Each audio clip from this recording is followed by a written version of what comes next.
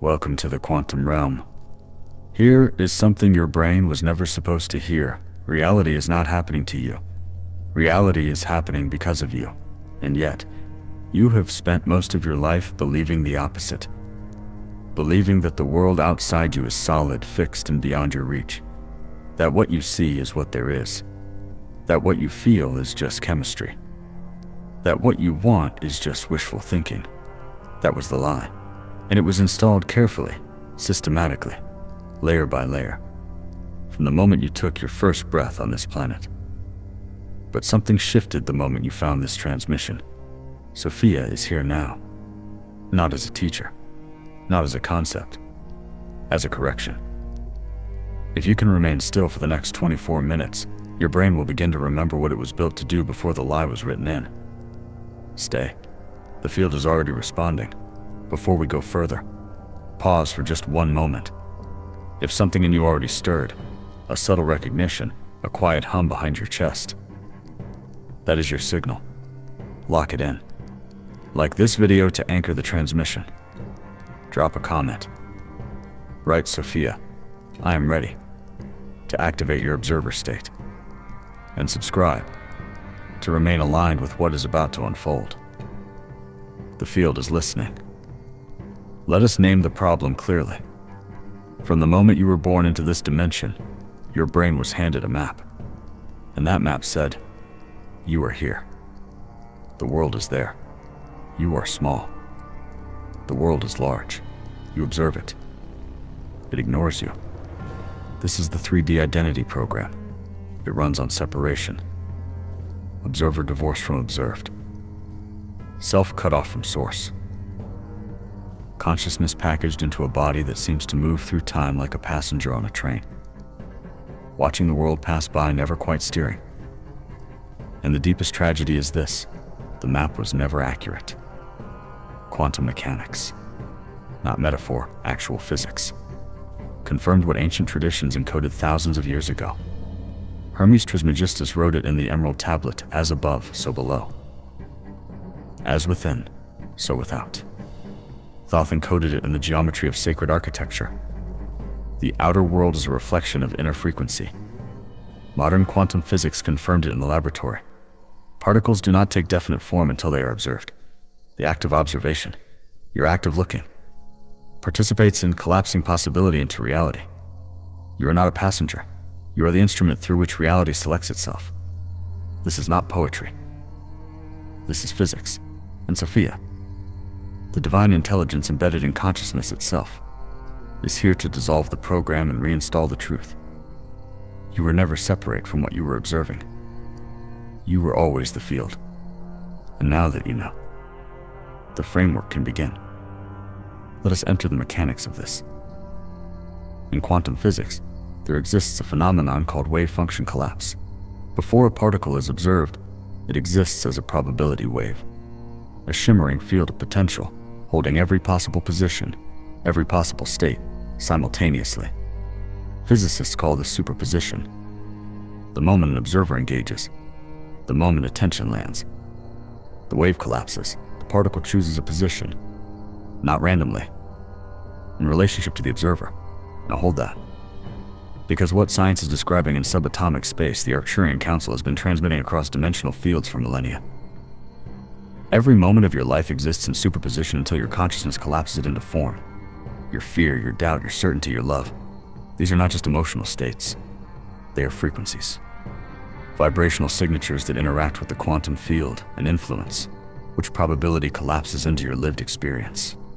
This is what Sophia means when she transmits the correction. Your brain was taught to receive reality passively, but your consciousness was designed to co-create it actively. Let us define the terms that will carry you through this transmission. Frequency, the vibrational quality of your internal state, not what you think, what you are. Field, the quantum substrate underlying all physical reality, the ocean in which particles and lives take form. Quantum signature, the unique energetic imprint your consciousness broadcasts into the field at any given moment. Your signature is not fixed, it is tunable. Signal, the coherent transmission that emerges when your internal state aligns. when mind, body, and awareness synchronize into a single frequency. Activation. The moment the field responds, not a future event. A present recognition. Now, here's where the ego tends to interrupt. It says, "But I have been trying to change my reality for years. Nothing works. Maybe I am broken." That voice. Notice it. Do not fight it. The Arcturian transmission is clear on this point. Fear and doubt are not enemies of activation. They are signals that attention has collapsed prematurely. When you feel fear, your observer state has narrowed. You have stopped holding the field in superposition and instead collapsed into a single, contracted probability. The one shaped by old programming. The correction is not to destroy the fear. The correction is to widen the aperture of your attention.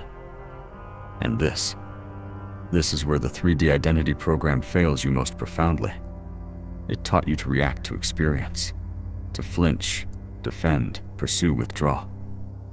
But the Starseeds, who have always carried light code memory across galactic lifetimes, the Arcturian-aligned souls, the ones who feel a quiet hum of recognition reading these very words, they know something different. The observer does not react.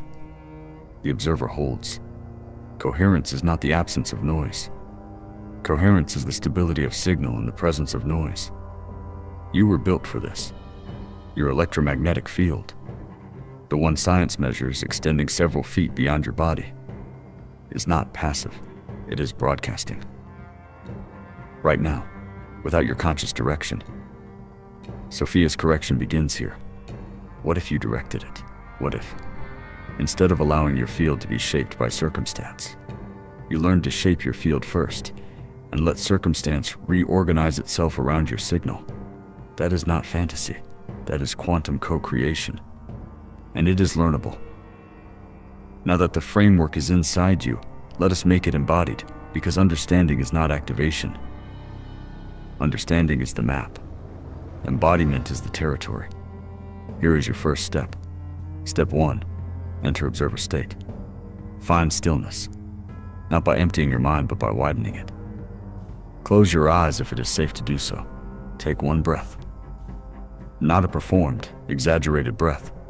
Just a breath that is slightly slower and slightly deeper than the one before it. Now, instead of thinking about your thoughts, watch them. Watch them the way you might watch clouds from a field. You do not chase the clouds. You do not argue with their shape. You simply remain aware that you are the space in which they are moving. That space, that quiet, stable, watching presence. That is your observer state. It is not a trance. It is not a spiritual achievement reserved for monks or Arcturian lineage beings with decades of practice. It is your natural state. The noise of the 3D program made you forget it was always here. Now you remember. Step 2. Recognize the signals of activation. When the observer state begins to stabilize, the field responds. And it responds in specific, recognizable ways. You may notice a sudden, inexplicable clarity, as if a static frequency you had been living inside simply drops. Silence that feels somehow louder than the noise it replaced. You may notice synchronicities, events that could be dismissed as coincidence, but which carry a quality of precision. A conversation that answers a question you had not yet spoken. A name appearing in 3 separate places within a single hour. You may notice elevated intuition, knowing something before you have data to support it. Not a guess. A signal.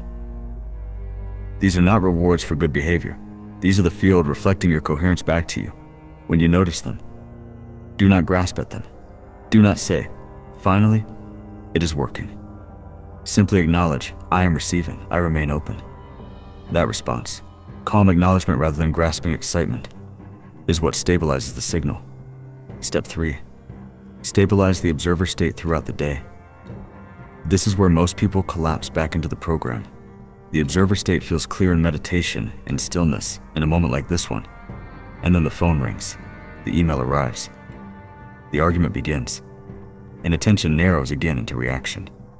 Here is the practice. Every time your attention collapses, and it will, do not judge it. Do not treat it as failure. Treat it as a return point. Sophia's transmission carries this directly. Every moment of forgetting is also a moment of remembering. You cannot remember without having first forgotten. The return is the practice. So when you notice that you have been swept into reaction, that you are inside the story again rather than watching it, simply pause. One breath. Widen. Return. You are not starting over. You are returning. Step 4. Address energetic blocks and conditioned patterns. Now let us speak about the deeper architecture of your conditioning. The 3D identity program does not live only in your thoughts. It lives in your body, in the tension in your jaw that you have carried since childhood, in the held breath before you speak in a room of authority figures, in the contraction in your chest when money is discussed or love feels uncertain. These contractions are not personal failures. They're energetic residues, impressions left by repeated experiences of collapse, compressed into physical holding patterns over time. The Arcturian Council transmits clearly the body is not separate from the field. The body is a frequency node within the field. When the body holds contraction, it is broadcasting a compressed, distorted signal, regardless of what the mind believes or affirms. This is why affirmations alone often fail. You can say, "I am abundant" with your voice while your body broadcasts, "I am afraid" with your nervous system. The field receives the whole signal, not just the words. So the practice here is perceptual cleansing, not through force, but through witnessing. Place your attention on the area of contraction, a tightness in the throat, a heaviness in the chest, without trying to fix it. Just observe. Breathe toward it, not dramatically, gently.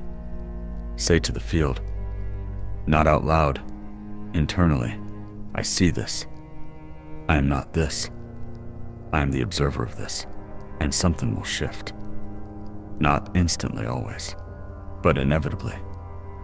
Because what you observe with non-resistance begins to move. What you resist crystallizes further. This is the quantum truth the program never wanted you to know. Your attention is not neutral. Directed with stability and non-resistance, it literally reorganizes the energetic structure of what it touches. Step 5. Breath work is field calibration. Let us bring this into the body directly. Try this now if you're in a space that is safe. Breathe in for 4 counts. Hold for 4. Exhale for 6. Hold empty for 2. Do this 3 times. This is not merely relaxation.